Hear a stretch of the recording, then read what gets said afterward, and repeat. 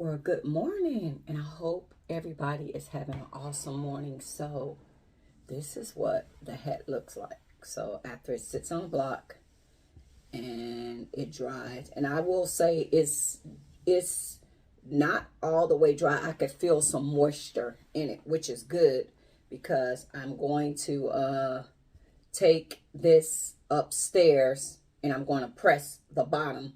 Then I'm going to steam this again to wake up this fabric again, and then we're going to start putting the shape in and decide which shape I want for this particular hat. So either I do the fedora or the rounded, or you know what I mean. I haven't decided yet on the crown that I want. So I just wanted to show y'all kind of what it looked like when it been sitting on the block.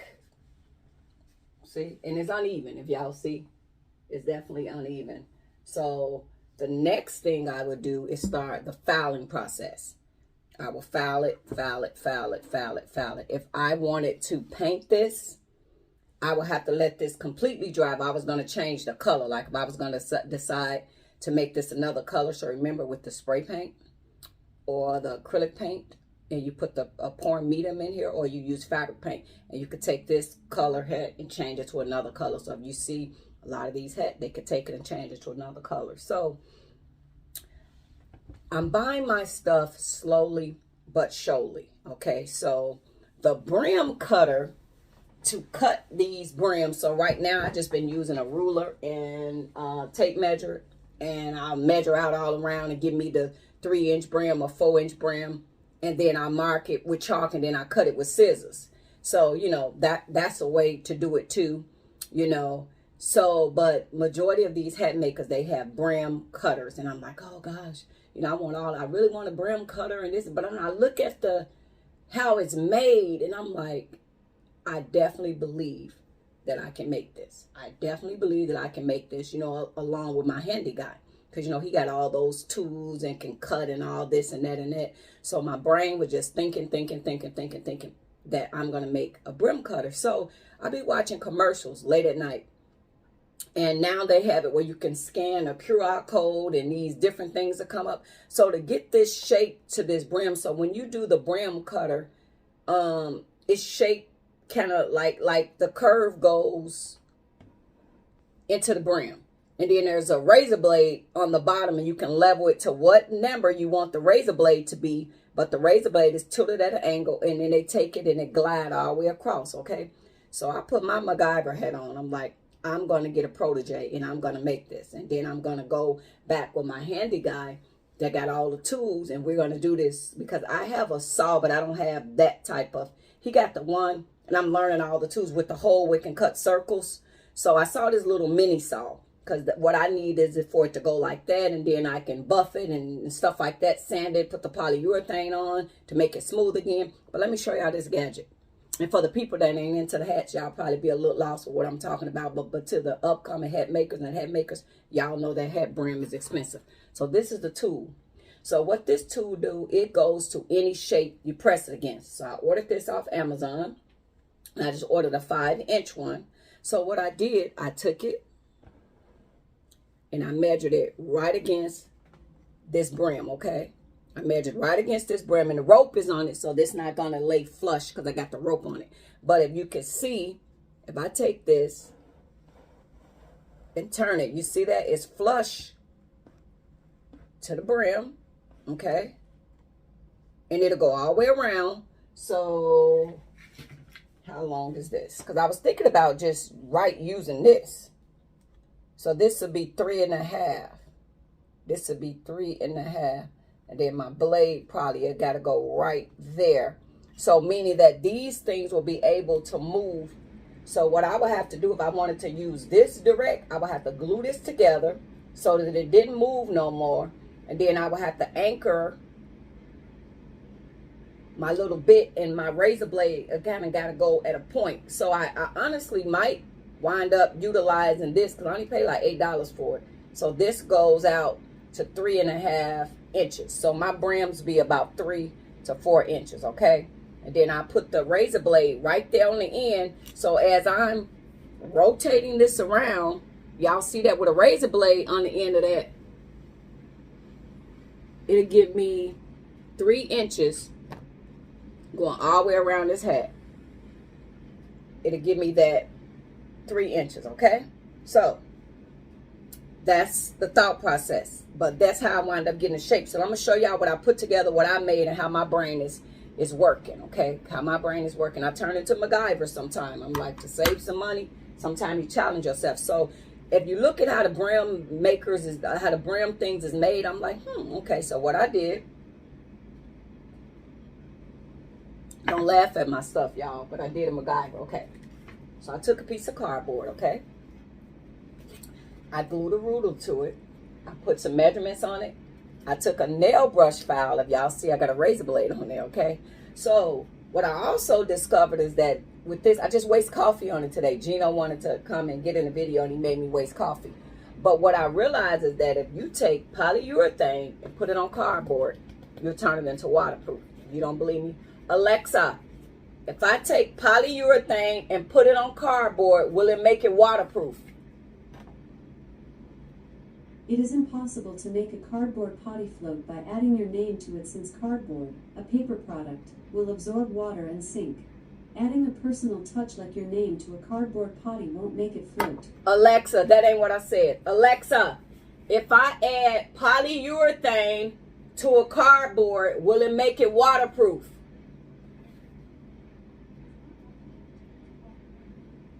She talking upstairs. Alexa, if I add polyurethane to a cardboard, will it make it waterproof?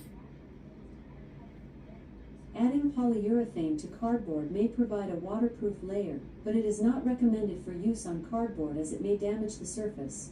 Polyurethane is a durable and waterproof coating that can be used on various surfaces. Other waterproofing methods, such as using a protective coating or applying glue or acrylic spray paint to cardboard, are more effective. So you could do a polyurethane, or they said, or glue or something, and we'll turn this into waterproof, because of, you know, like sometimes the brim is damp or whatever, you don't want to get this warp. So I use this gadget to get me the same round shape that I need, okay? So if you see, I use this. That's how I wind up getting this. So it's giving me the exact shape going around the brim. I took a ruler and added it to this cardboard, and I put a nail file, because this is going to be where your razor blade will go. So if I would put this here, if I'm ready to cut, right, I would take my tape measure and I will measure out my 3 inches, okay? So my 3 inches will be right here. So we'll go 3.5. So what I would do, y'all see I got the razor blade right there. What I would do is I would take this razor blade and put it right here. Okay. And then I would literally take it and push it through the cardboard like that, right? Take it and push it down, push it through the cardboard where it will have, let me show y'all from this side. Y'all see the blade is peeking through? Y'all see it? See the razor blade peeking through? So the razor blade will be peeking through just like that, right? So when I cut, and I would just glide this around, and it's going in a curved surface at 3 inches, going all the way around. Keep it steady. Now, I'm finna start cutting it. Let me lift my blade up. But 3 inches continually with the blade down, going all the way around. I have to move all this stuff, and I will cut the end of that ruler, because it's kind of getting in the way. But you see that? But as long as it's flat and flush, it would give me a 3-inch cut going all the way around. Okay, it will give me a 3-inch cut going all the way around. So what I'm gonna do I've been checking on my handy guy. God, I hope that he's okay. He's older. And I remember one time we was moving furniture and he was helping me get a bedroom settled up. And we was, just doing a whole lot of work. My wrist was broke at this time. And I noticed as we was working, he kept sitting down and he was like out of breath because he's older. He was like late 65s at this time. So he was like out of breath, but I know he's older and, he got like a couple health concerns. So he kept taking breaks. So these young guys was coming out and I was like, hey, could you guys help put this on the truck and I'll pay y'all? Then he had went and got his nephew because normally it'd be me and him and a dolly. You know what I mean? I'm not afraid to do any work. So it'd be me and him and a dolly. And I know y'all probably wonder like, where's the guy at in your life? He be in and out of town. So a lot of times he's not here. He's, with his job, he's gone. So I'm the type of woman, if I want something done, I don't mind about doing it. So I don't mind about getting my hands dirty. I don't mind about cleaning. I don't mind about living. But the only difference is this time my arm was broke from the roller skate. So I had on a portable cast, so I couldn't do as much. So anyway, the guys helped us. And I didn't hear from him for a couple of days. And then finally, I got the checking on him. He was in the hospital. He had a slight heart attack as we moving his stuff. And he was having chest pains, but he didn't tell me that. So just imagine, I'm riding around, he's driving, I'm, just everything and not knowing that he was even experiencing a heart attack. He was having a slight heart attack at that time. So now I'll be having the mindful to check on him more because his phone is going right to voicemail and that's not normally like him. He was like he had went to the VA and he had been in the hospital with a slight heart attack. So his phone is doing that again. I might have to reach out to other people that we know mutual to check to see if he's okay, because that ain't like him not to return a phone call, a text, but he is so busy and active, he don't want to retire. I said, it's time for you to retire. He said, no, I won't, but I don't ask him to do heavy stuff or nothing like that no more. So like simple stuff like this and cutting and stuff like that, I will. Even though he still do that work, I just don't feel comfortable asking him to do it because I don't want him to, be getting sick or whatever. And I got him doing stuff. So that's my MacGyver thing that I'm working on. And I am 100% sure that this will work. If you guys look at that brim maker, it's a piece of wood and then they got a level. So basically when he revisit this for me, we're going to recut out this shape and they got it curved off around the bottom. He going to put a slit going all the way down the middle. He going to put a bracket. So what the bracket is going to do is move the razor blade. So probably the most I have him to make it as long as is about, I guess maybe 6 inches because some of them sun hats, yeah. So we'll do up to, so I'll go ahead and have them to do a 7-inch, make it 7 inches because some of them, those scrawl hats the brim be really, really long. So, but I'm utilizing my brain and just doing my MacGyver stuff. Remember, MacGyver takes some bubble gum and make some shit. So,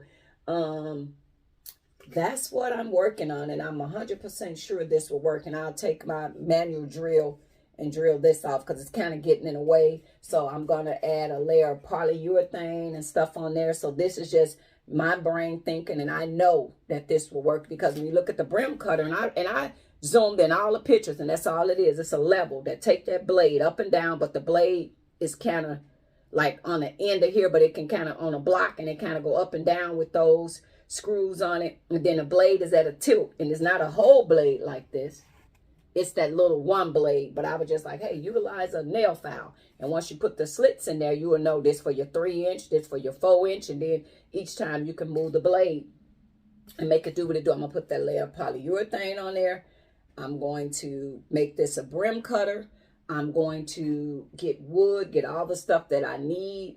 And honestly, when I get that chainsaw, but see, I probably would need him because the gauge, I don't quite know how to do that. So like the block that they got in there, I don't know if they just make it smooth, but the block is able to slide up and slide down, but the razor blade is on the back here. But they got a little, they do a little slit and they put the block in there, and then they take these screws to make it go, up and down. So, and then they have the rulers on here, and then on the back of it, they have a piece of metal. So I guess the piece of metal is to make it glide across the hat.